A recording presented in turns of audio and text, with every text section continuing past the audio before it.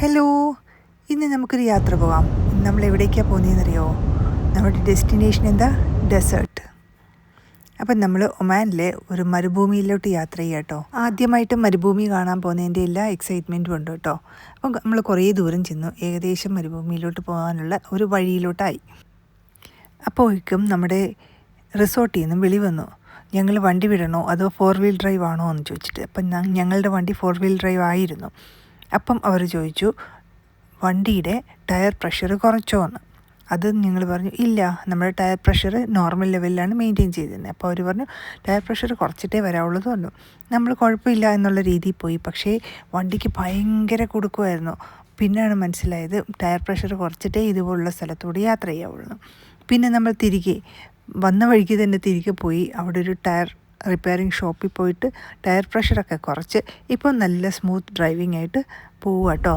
അപ്പം ഇത് ഏകദേശം മരുഭൂമിയിലെത്തി. കുറച്ച് ദൂരവും കൂടി ഉള്ളിലോട്ട് പോയാലേ നമ്മൾ സാൻഡ് ഡ്യൂൺസിൻ്റെ അടുത്തൊക്കെ എത്തുകയുള്ളൂ. രണ്ട് വശത്തും കുറച്ച് കുറ്റിച്ചെടികളൊക്കെ ഉണ്ടായിരുന്നു കേട്ടോ. അപ്പം നമ്മളിങ്ങനെ മുന്നോട്ട് പോയിക്കൊണ്ടിരിക്കുകയാണേ. ഇപ്പം നമ്മൾ ഏകദേശം നമ്മുടെ റിസോർട്ടിനടുത്ത് എത്താറായി.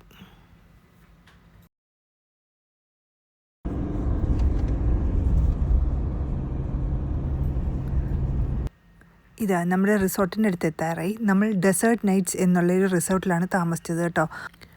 ഒരു രാത്രി നമ്മളവിടെ താമസിച്ചു കേട്ടോ.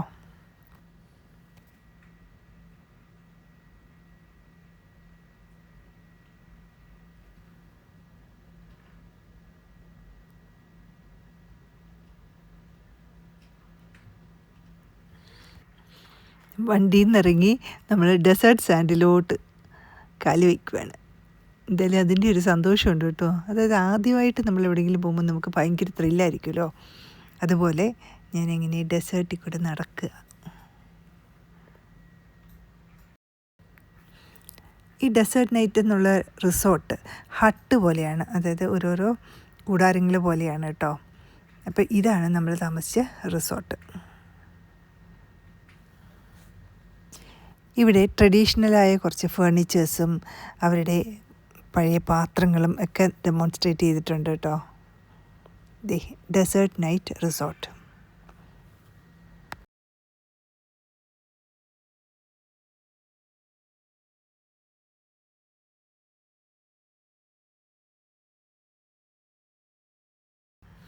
നമ്മുടെ ബാഗ്സൊക്കെ കളക്ട് ചെയ്ത് ഈ ചേട്ടന്മാരങ്ങ് എത്തിക്കും. ഇതാണ് നമ്മുടെ സ്റ്റേ ചെയ്ത റിസോർട്ട്.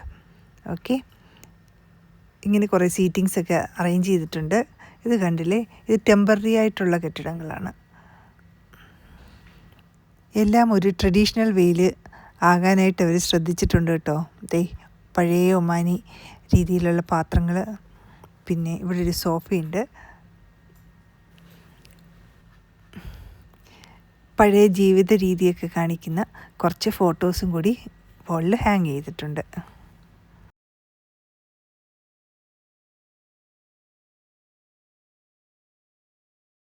റിസോർട്ടിനകത്ത് 2 ബെഡ്റൂംസാണ് ഉള്ളത് കേട്ടോ. ഇതൊക്കെയാണ് ആ റിസോർട്ടിനകത്തുള്ള സൗകര്യങ്ങൾ. ഒരു റൂമിൽ ഇങ്ങനെ ഡബിൾ കോട്ട് ബെഡ് അറേഞ്ച് ചെയ്തിട്ടുണ്ട്.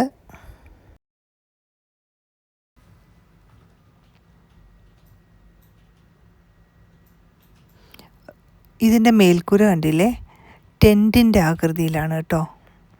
പിന്നെ ജനലൊക്കെ നമ്മുടെ കേരള വീടുകളിലേക്ക് പോലുള്ള ജനലുകൾ, തടി വെച്ചിട്ടുള്ളത്.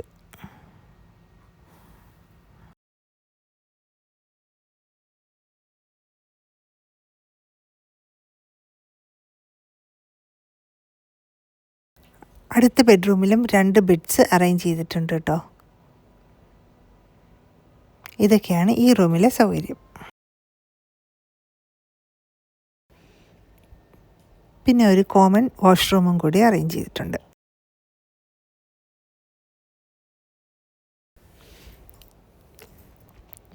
നമ്മുടെ പഴയ രീതിയിലുള്ള സാക്ഷ.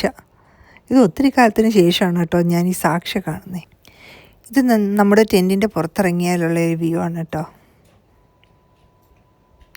ഇത് അവിടുത്തെ റെസ്റ്റോറൻറ്റിൻ്റെ അകത്തുള്ള ദൃശ്യങ്ങളാണ്. ഇത് മരുഭൂമിയിൽ യാത്ര ചെയ്യാനുള്ള ക്വാഡ് ബൈക്ക്. ഇത് മീനു റെഡി ആയിട്ടുണ്ട് കേട്ടോ. ഒരു വൈകുന്നേര സമയത്ത് ആ റിസോർട്ടിലുള്ള ഒരു വ്യൂ ആണ്. സൂര്യാസ്തമയമൊക്കെ ആവാറായി. അതിമനോഹരമായ ഒരു ദൃശ്യമാണ് ഇവിടുന്ന് കാണുന്നത്.